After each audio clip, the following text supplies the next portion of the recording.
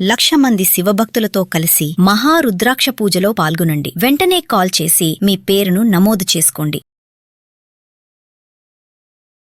నమస్తే అమ్మ. నమస్తే అమ్మ. ఒంటరి తల్లుల జీవితాలు ఈ మధ్య కాలంలో చూసుకుంటే ఈ సింగిల్ మదర్స్ ఎక్కువైపోయారమ్మా. నిజంగా వాళ్ళ బాధ, వాళ్ళ కష్టం ఎవరికి చెప్పుకోవాలో తెలీదు. ఎవరికి చెప్పుకుంటే అవతల ఎవరు దాన్ని ఆసరాగా తీసుకొని వీళ్ళకేమి ఇబ్బంది, ఎలాంటి వేషాలు వేస్తారో తెలీదు. ఎక్కడైనా సరే ఈ ఒంటరి తల్లులు అనే పర్సంటేజ్ మాత్రం ముఖ్యంగా అంటే ఒక రేటింగ్ ప్రకారం మనం చూస్తే తెలంగాణలో ఎక్కువ ఉన్నారు అంటున్నారు. ఎందుకమ్మా ఇంత పర్సంటేజ్ పెరిగిపోతుంది? అంటే ఇందులో ఒంటరి మహిళలు అంటే మనం సెగ్రిగేట్ చేస్తే అంటే విధివశాత్తు ఏదన్నా యాక్సిడెంట్ లో పోతే వాళ్ళు ఒంటరి మహిళలే. లేకపోతే అనారోగ్యం పాలైపోయి అతను ఇంకా నన్ను ఏం పోషించలేడు అన్నప్పుడు తల్లిదండ్రులు ఏం చేస్తున్నారు అంటే, మరి నువ్వు ఎన్ని రోజులు అక్కడ బాధపడతావు, నీ పిల్లలకు నిన్ను మేము చూసుకుంటామని చెప్పేసి వాళ్ళు కొంతమంది తల్లిదండ్రులు తీసుకెళ్తున్నారు. ఇంకా థర్డ్ కేటగిరీ కొంతమంది సాడిస్టులు ఉంటారు కదా, ఇది వరకు చేసిన వీడియో లాగా డిఎన్ఏ టెస్ట్ చేయించుకో, దాని తర్వాత నువ్వు వర్జినా కాదా, నువ్వు పొద్దున్న నుంచి ఆఫీస్కి వెళ్ళావు, రాత్రి ఇంటికి వచ్చేటప్పుడు ఒకసారి టెస్ట్ కిట్ బయట పెడతా అంటున్నారు చూడండి. వాళ్ళందరూ ఏం చేస్తారంటే వాళ్ళ మొహం మీద పేడనీళ్ళు జల్లేసి నీవు లేకపోతే నేనేంట్రా, నేను బతుకుతానని బయటకు వచ్చేస్తాను. వాళ్ళు కూడా ఒంటరి మహిళలే. మరి మనుషుల మీద మీకు నమ్మకం లేకపోతే నీ మొహం చూసుకుంటే నేను ఎందుకుంటా? ఇప్పుడు భార్య భర్త అంటే ఏంటండి, ఒకరి మీద ఒకరికి నమ్మకం ఉంటేనే అది సంసారం అంటారు. నువ్వు పొద్దున్న లేచినప్పటి నుంచి నిద్ర లేచినప్పటి నుంచి పడుకుండేదాకా నువ్వు అన్ని డౌట్సే ఉన్నప్పుడు ఎందుకు ఉండాలి నేను నీతో? కాబట్టి ఏం చేస్తున్నారంటే ఈ నరకం అనుభవించే బదులు హాయిగా పర్లేదు నేను ఒక్కదాన్నైనా కూడా ధైర్యంగా బతుకుతాననేసి ఛాలెంజ్గా తీసుకొని వాళ్ళు ఒంటరిగా బతుకుని నిజంగా వాళ్ళనైతే నేను ఆల్వేస్ సపోర్ట్ చేస్తాను. అంటిల్ అన్లెస్ మీకు ఎటువంటి ఏంటి వేరే ఇది లేకుండా నిజంగా మీ హస్బెండ్ మిమ్మల్ని హరాస్ చేస్తూ ఉంటే ఇతనితో నేను ఇంకా ఉండలేను, కాంప్రమైజ్ అయ్యేదాకా నేను ట్రై చేశా, 99.9% నేను ట్రై చేశా, నేను కలిసి ఉండడానికే ట్రై చేశా, నా కోసమో నా పిల్లల కోసమో సొసైటీ కోసమో నా తల్లిదండ్రుల కోసమో నేను చాలా కష్టపడి ఉన్నా, ఇంకా నా ప్రాణాలకే ముప్పు, ఇంకా నేను ఉంటే ఇతనితో ఉంటే నా ప్రాణాలు పోతాయి, నేను ఉండలేను, నన్ను నేను దిగదార్చుకొని ఈ అవమానించే దగ్గర నేను ఉండలేను అని ఏ భార్య అయితే ఏ స్త్రీ అయితే బయటకు వస్తుందో నేను ఎప్పుడు 100% ఓటేస్తానండి వాళ్ళకి. ఎందుకు ఉండాలండి? అంత అవసరం ఏమొచ్చింది చెప్పండి? మనను గౌరవించని భర్త దగ్గర మనం ఎందుకు ఉండాలి? ఏదన్నా తప్పులుంటే నువ్వు కరెక్ట్ చేయాలి. ఒక తండ్రిలాగా తల్లిని తండ్రిని నా అందరిని అన్నదమ్ములను వదిలేసి నీ చిటికన వేలు పట్టుకొని నేను నీ దగ్గరికి వచ్చినప్పుడు, ఒక భార్య ఒక వధువు వాళ్ళ ఇంటికి వచ్చినప్పుడు నువ్వే కదా ఆమెకు అన్ని తప్పులు నువ్వు కూర్చోబెట్టి మాట్లాడు. అలా మాట్లాడకుండా నువ్వు అస్మానం తప్పులు అంటే ఆమె భరించినానే భరించి బయటకు వచ్చేస్తుంది అంతే. మరి ఈ నరకం అంటే అది మంచిది కదా అని వచ్చేస్తున్నారు. సో వాళ్ళు కూడా ఒంటరి మహిళలే. కాబట్టి ఏం చేస్తున్నారంటే డివోర్స్ తీసేసుకొని భరించలేమో ఇంకా పర్వాలేదు అని చెప్పేసి బయటకు వస్తున్నారు. అంటే కొంతమంది ఏం చేస్తున్నారు రాజుగారు, చాలా భరించి పెద్ద పిల్లల కోసం, పిల్లలు పోనీలే ఇప్పుడు రేపు పొద్దున విడిపోతే పెళ్ళిళ్ళల్లో చాలా ఇష్యూస్ వస్తాయి, మీ నాన్న లేడంట కదా, మీ అమ్మ వదిలేసిందంట కదా అంటారు, నా పిల్లల కోసం నేను ఏదైనా సరే భరిస్తానని చెప్పేసి ఒక ఏజ్ వచ్చిన తర్వాత 50 సంవత్సరాలు 55 సంవత్సరాలు 60 సంవత్సరాలు వచ్చిన తర్వాత పిల్లలు పెళ్లిళ్ళు చేసి వదిలిపోయిన భార్యలను కూడా నేను చూశాను. ఇంకా చాలు, ఇంకా అయిపోయింది, నేను వీళ్ళ కోసం నా పిల్లల కోసం ఇన్ని రోజులు నేను కష్టపడ్డా, ఇంకా పిల్లలు పెళ్లిళ్ళు చేశాను, నేను ఇప్పుడు ఎక్కడున్నా కూడా ఒక అనేసి వాళ్ళు కూడా ఇప్పుడు ధైర్యంగా బతుకుతున్నారు. కాబట్టి ఒంటరి మహిళలు ఎందుకు ఇవన్నీ రీజన్స్, ఇన్ని రీజన్స్ వల్ల మగవాళ్ళ సాడిజం ఎక్కువైపోయి ఒంటరిగా మహిళలు బతుకుతున్నారు.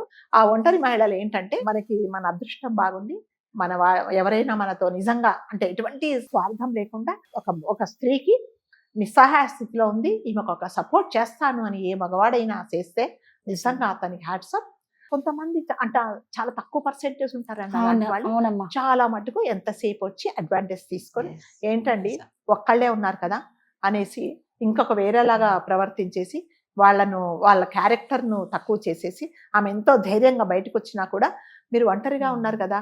మీకు కొంతమంది మాట్లాడతారు రాజుగారు, నేను చాలా మంది నా దగ్గరికి చెప్తారు, మీకు రాత్రి పూట నిద్ర పడుతుందా, మీరు ఒక్కరు ఉంటే పర్వాలేదా, మీకు ఏమైనా కంపెనీ కావాలా, రాత్రి 10 తర్వాత మీ పిల్లలతో ఆడుకున్న తర్వాత నేను వస్తాను అని సపోర్ట్ ఎందుకండి మనకి అవసరమా? అలాంటి వాళ్ళు కూడా ఉన్నారు. ఏమనంటే ఆమె ఎవరి హెల్ప్ తీసుకోదండి, ఇలాంటి హెల్ప్ ఎందుకండి మాకు?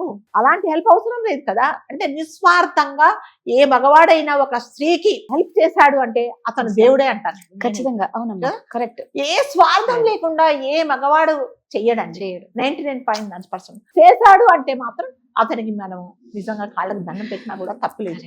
మరి ఒంటరి మహిళలు ఎందుకు అయిపోతున్నారంటే మీ శాడిజం వల్ల మీరు పెట్టే బాధలు వాళ్ళు భరించలేక ఒక స్టేజ్ తర్వాత వాళ్ళు విసిగి వేసారిపోయి బయటికి వెళ్ళిపోతారు. కొంతమందికి ఇంట్లో నుంచి కూడా సపోర్ట్ ఉండదమ్మా, అది ఉండదు. అన్న రకం ఉండదు. తల్లిదండ్రుల నుంచి ఎంతసేపు కానీ బ్రెడ్ అక్క అన్న సర్దుకో అక్క చెల్లెల నుంచి సర్దుకో కానీ ఎక్కడి నుంచి సర్దుకో ఉండదు. సర్దుకోమనే చెప్తున్నారు. రేపొద్దున మీ కూతురు చనిపోయిందని ఫోన్ వచ్చినప్పుడు మాత్రం ఓ గుండెలు అవిసేలాగా నేను చెప్పానండి. నేను మొన్న వైజాగ్ ఇన్సిడెంట్ లో కూడా అబ్బాయి ఇలా చేస్తున్నాడని ఆమె చెప్పినా కూడా పర్వాలేదమ్మా, మన పరువు కదా, నువ్వు సర్దుకో ఆడపిల్లలంటే సర్దుకోవాలి అని చెప్పినందుకు వాడు ఏం చేశాడు, అక్కడ చంపేసి ఫోన్ చేసి చూపించేశాడు.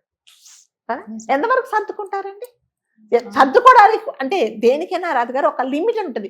ఒక లిమిట్ మీరు క్రాస్ చేసినప్పుడు ఇంకా అయిపోయింది, ఇంకా మనం వదిలేసి వెళ్ళి రావడమే మంచిది. అది కాబట్టి ఒంటరి మహిళలు ఎందుకు ఎక్కువ అవుతున్నారంటే ఇన్ని రీజన్స్ వల్ల ధైర్యంగా ఏం చేస్తున్నారు. ఆంధ్రాలో తెలంగాణలో పర్సంటేజ్ ఎలా ఉందమ్మా? ఆంధ్రాలోనే కొంచెం ఎక్కువ ఉందండి. మన దగ్గర నాకు తెలిసిన 7.7 ఉన్నట్టుంది, అక్కడ 8 కంటే ఎక్కువ ఉంది తెలంగాణ ఆంధ్రాలో. దానికి మన సైడ్ ఎక్కువ అంటే మన తెలుగు రాష్ట్రంలో ఎక్కువ ఉంది అని అనిపిస్తుంది. కొంతమంది మగవాళ్ళు అక్కడ పాపం మంచి వాళ్ళు ఉన్నట్టున్నారు.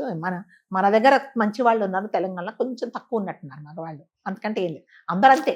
ఆ పర్సంటేజ్ వల్ల వచ్చేది ఏమి లేదండి.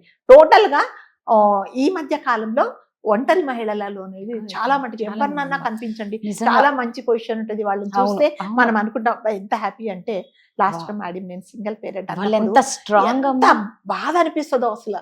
సింగిల్ పేరెంట్ మేడం నేను అన్నప్పుడు అయిపోయింది కదా, మీరు అంత కష్టపడి. వాడే అన్నాడు నేను సింగిల్ పేరెంట్, నేను ఏ హస్బెండ్ అన్నా నేను సింగిల్ ఫాదర్ అని అంటాడా అన్నాడు. ఎందుకంటే చెప్పండి, సింగిల్ ఫాదర్ అని ఎవరి సింగిల్ పేరెంట్ అంటే తండ్రి బాధ్యత, తల్లి బాధ్యత నేనే చూసుకోవాలి అనే బాధ్యతతో పేరెంట్ తల్లి ఉంటుంది. కాబట్టి సింగిల్ పేరెంట్ నిజంగా వాళ్ళు ఎన్నో యుద్ధం చేస్తారు కదా. సొసైటీలో ఎన్నో మాటలు, ఆమె ఉద్యోగం చేసుకొని కష్టపడి ఇంటికి వస్తే చుట్టుపక్కల వాళ్ళు ఎన్నో మాటలు మాట్లాడతారు. ఒక స్టేజ్ లో పిల్లలు కూడా మనకు నాన్న లేడా, మా ఫ్రెండ్స్ అందరూ మీ నాన్న లేడా, మీ అమ్మాయి ఏంటి అని అడుగుతారు. సో వీటన్నిటినీ ఎవరండి ఫేస్ చేయాల్సింది? తల్లి అనేది ఛాలెంజ్ గా ప్రతి ఒక్కటి. అంటే పిల్లల్ని సమాధానపరచాలి, సొసైటీకి సమాధానం చెప్పాలి, చుట్టుపక్కల నువ్వు ఒక చోట ఆఫీసులో పనిచేస్తుంటే తోడేల లాంటి మగవాళ్ళ నుంచి కూడా కాపాడుకోవాలి, తనకు తాను ధైర్యం చెప్పుకోవాలి.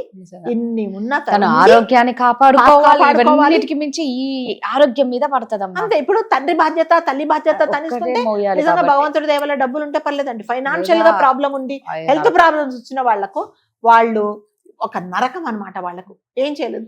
ఏంటమ్మా నానుంటే చూసుకునేవాడు కదా అని అంటారు. కొంతమంది ఈ మధ్య కాలంలో మగపిల్లలు అంటున్నారు, పర్లేదమ్మా వద్దు, నిన్ను ఇంత బాధ పెట్టే తండ్రితో మేము ఉండం, మీతోనే ఉంటామనే పిల్లల్ని కూడా మనం చూసాము.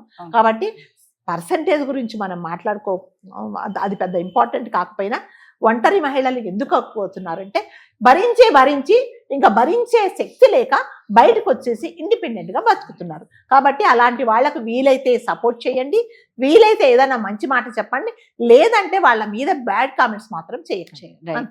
నిజంగా అలాంటి సింగిల్ మదర్స్ అందరికి ఒక సెల్యూట్ అనుకో. Yes, salute. థ్యాంక్ యూ అమ్మా.